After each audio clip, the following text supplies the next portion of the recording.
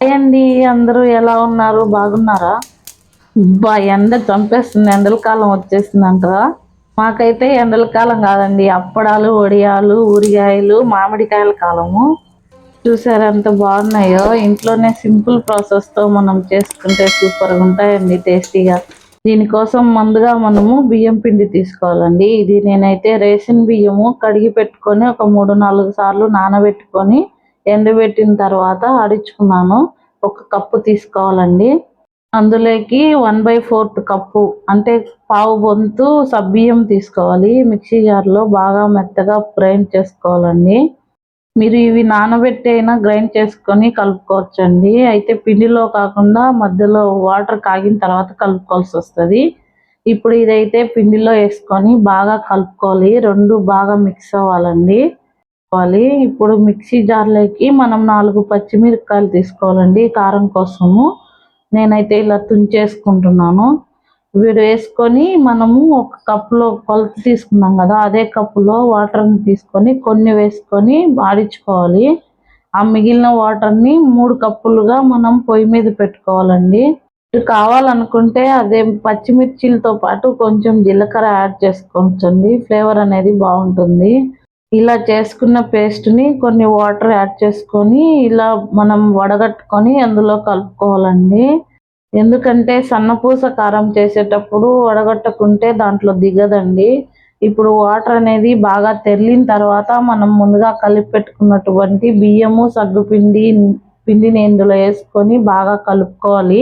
వేసిన వెంటనే కలుపుకోవాలండి, లేదంటే ఉండలు కట్టి బాగోదు.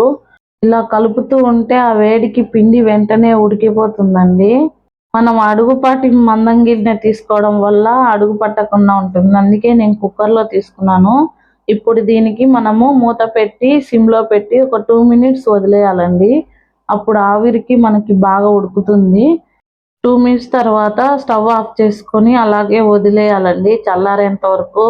ఇప్పుడు ఇలా చల్లారిన తర్వాత మనము మీరు కావాలనుకుంటే ఒక స్పూన్ నిమ్మరసం వేసుకోవచ్చండి, ఆప్షనల్. ఇలా వేయడం వల్ల మనకి పొంగడమే కాకుండా తెల్లగా వస్తాయండి. మాకు నిమ్మకాయ ఫ్లేవర్ పడదు అనుకునే వాళ్ళు స్కిప్ చేసుకోవచ్చు. ఇప్పుడు దీన్ని గరిటెతో కానీ ఇలా చేత్తో కానీ బాగా మెత్తగా పిసుక్కోవాలండి. దానివల్ల మనకి తొందరగా జారుడుగా వస్తుంది, దిగడం బాగా దిగుతుంది మనకి. ఇప్పుడు నేను ముందుగా సన్నకారాలు వేసేది చూపిస్తానండి. ఇది పెట్టుకొని మనము చేతులు నెమ్ము చేసుకొని ఇలా దాన్ని ఫిల్ చేసుకోవాలి. ఇలా తడి చేత్తో పెట్టుకోవడం వల్ల చేతులకు అతుక్కోకుండా ఉంటుందండి. ఇప్పుడు మనం తడిగుడ్డ తీసుకోవాలి. కాటన్ అయితే బెటర్ అండి, బాగా ఊడొస్తుంది. ఇలా తీసుకొని మనము బాగా ప్రెస్ చేసుకొని ఇలా రౌండ్గా వేసుకోవాలండి. చూసారా ఎంత చక్కగా వస్తున్నాయో! ఇవైతే మనం నీడలో పెట్టిన ఆరిపోతాయండి. నేను స్టార్వి కూడా కొన్ని వేస్తున్నాను, అందుకోసం ఎండలో పెట్టుకున్నాను. మీకు అన్ని నీడలో కావాలంటే ఇవే వేసుకోవచ్చండి. చూసారా ఎంత చక్కగా ఊడొస్తాయో! ఒక 2-3 అవర్స్ పెట్టుకున్నా చాలండి బాగా ఎండ కాసేటప్పుడు. లేదు రాలేదు అనుకుంటే ఇలా బౌల్ తిప్పుకొని కొన్ని వాటర్ వేసుకోవాలండి. వాటర్ వేసుకుంటే చూడండి ఎంత చక్కగా ఊడొస్తున్నాయో, వాటికై అయ్యే ఊడొస్తాయండి. ఇలా అన్నీ తీసుకొని బాగా ఎండబెట్టుకోవాలండి. అప్పుడే మనకి స్టోరేజ్ బాగా చాలా రోజులు ఉంటాయి. ఎండితే బాగా పొంగున్న కూడా పొంగుతాయండి, లేదంటే పొంగడం సరిగా పొంగవు. ఇలా తడి లేకుండా అన్నీ ఎండబెట్టుకున్న తర్వాత మనం ఆయిల్ అనేది బాగా ఫ్రై చేసుకొని మీడియం ఫ్లేమ్లో పెట్టుకొని వేసుకోవాలండి. చూసారా ఎంత చక్కగా పొంగుతున్నాయో!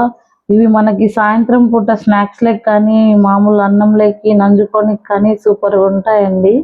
ఒకసారి మీరు ట్రై చేసి ఎలా వచ్చాయో కామెంట్ చేయండి. ఇలాంటి మరిన్ని రెసిపీస్ కోసం ప్లీజ్ ఛానల్ని సబ్స్క్రైబ్ చేయండి. Thank you.